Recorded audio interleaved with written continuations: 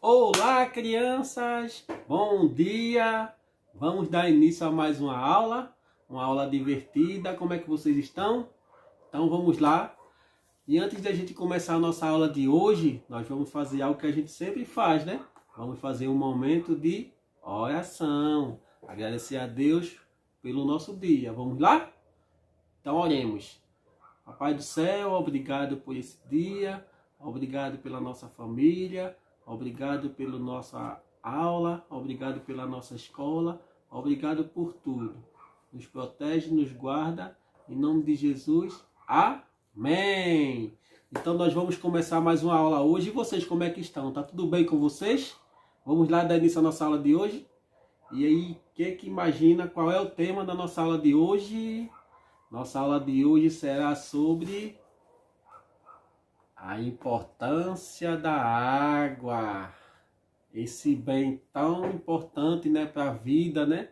Nós precisamos cuidar, né? Porque a água ela pode acabar se a gente não cuidar, né? Então a gente precisa cuidar da água, né? Então a gente vai caminhar um pouquinho falando sobre a água, né? Sobre o seu ciclo, como é que ele se dá. Então vamos lá, vamos iniciar.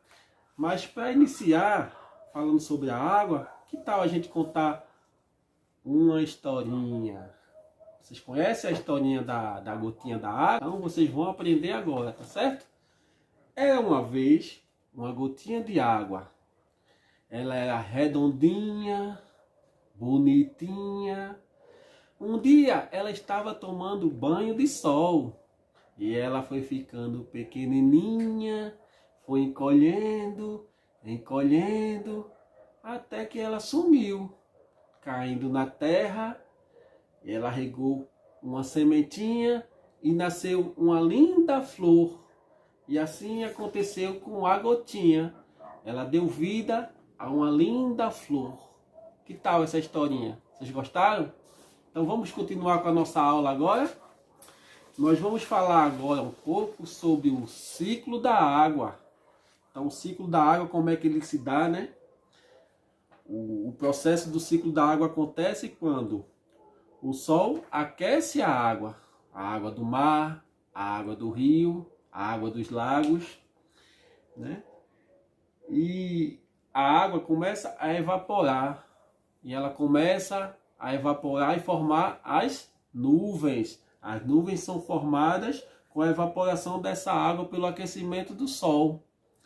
E depois acontece o quê? Essas nuvens elas vão ficando grandes, vão ficando pesadas, vão ficando escuras. O que é que acontece quando esse processo se dá? As gotinhas começam a cair e vem a chuva. Então a chuva se dá nesse processo de aquecimento da água do mar, da água dos rios, né? Então vai formando as nuvens e quando essas nuvens elas estão bem carregadas, bem cheias da evaporação da água, elas não conseguem sustentar e elas começam a cair. Então assim é que se dá o processo da chuva, né? Então a nuvem passou, né, nesse processo aí e essa água ela volta para o mar, ela volta para o rio, ela volta para os lagos, fazendo esse processo sempre contínuo. Então, mais uma vez, um dia de sol quente, forte, essa água vai novamente, né, evaporar e seguir todo o processo novamente. Então é assim que acontece a chuva. A gente precisa, né, conservar, preservar, né? A gente precisa economizar a água. A gente precisa fazer o uso consciente da água, né? Porque se a gente não usar, ela vai acabar. Sabiam? Vocês sabiam que a água pode acabar? Se a gente não preservar, ela pode acabar.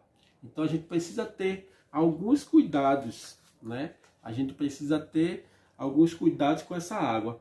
Só que a água ela passa por um processo que chama o processo físico da água, né? E vocês vão aprender agora como se dá cada processo desse. O estado líquido da água, que é a água ali na torneira, no balde, né? Quando a gente pega a água no rio, né? Então a água ela está no estágio líquido. Mas se a gente pegar essa água e colocar numa baixa temperatura, o que é que vai acontecer? Se a gente pegar uma vasilha com água e colocar no nosso congelador, o que é que acontece? numa baixa temperatura, ela vai congelar. Então vai chegar no estado sólido. O estado sólido da água é esse estado em que a água ela é colocada numa baixa temperatura e ela vai congelar e vai virar as pedrinhas de gelo ali, é o estado sólido. E se a gente pegar essa água e colocar numa alta temperatura, ela vai chegar na ebulição ali, quando ela ferve, e ela vai começar nesse processo gasoso, que é o estado físico gasoso da água, quando ela começa a evaporar por ela ter sido colocada numa alta temperatura. Então esses são os 3 estados físicos da água, né? A água líquida, ela sólida e ela no estado gasoso, onde ela vai evaporando. A gente precisa entender que a água ela é muito importante para a nossa vida. Então a gente tem essa questão da hidratação que a água proporciona quando a gente a bebe. Nós precisamos beber muita água, porque a água ela faz parte do nosso corpo e faz parte também da nossa saúde. Se a gente não tomar água, a gente vai adoecer, a gente vai desidratar. Então é muito importante consumir bastante água, tá, crianças? Vocês precisam beber bastante água todo dia, durante todo o dia. Não esperar sentir sede para tomar água. Tem que tomar água todo instante para estar se hidratando e não ficar desidratado e não adoecer. A água é vida, mas não só para nós, seres humanos. Os animais também precisam tomar água. Os animais também precisam consumir água, porque eles também precisam dessa água para a sobrevivência deles. Assim como nós, os animais precisam. Aqui a gente mostra uma fotozinha das zebras, estão bebendo água ali no lago, né? Matando a sede, porque elas também têm a mesma necessidade que nós temos de consumir água durante todo o dia. E aqui a gente mostra agora nesta imagem aqui, que as plantas também precisam de água. Nós já vimos aqui que nós, seres humanos, precisamos de água, consumir água durante todo o dia para a nossa saúde e nossa sobrevivência. Vimos que os animais também precisam dessa água para a sobrevivência deles. E a gente está vendo aqui que também as plantas, as árvores também precisam de água também. Porque sem água elas não vão sobreviver. Então, água é vida, né? Então a gente precisa preservar muito esse bem, né? E o que é que a gente pode fazer para preservar, né? Não podemos desperdiçar.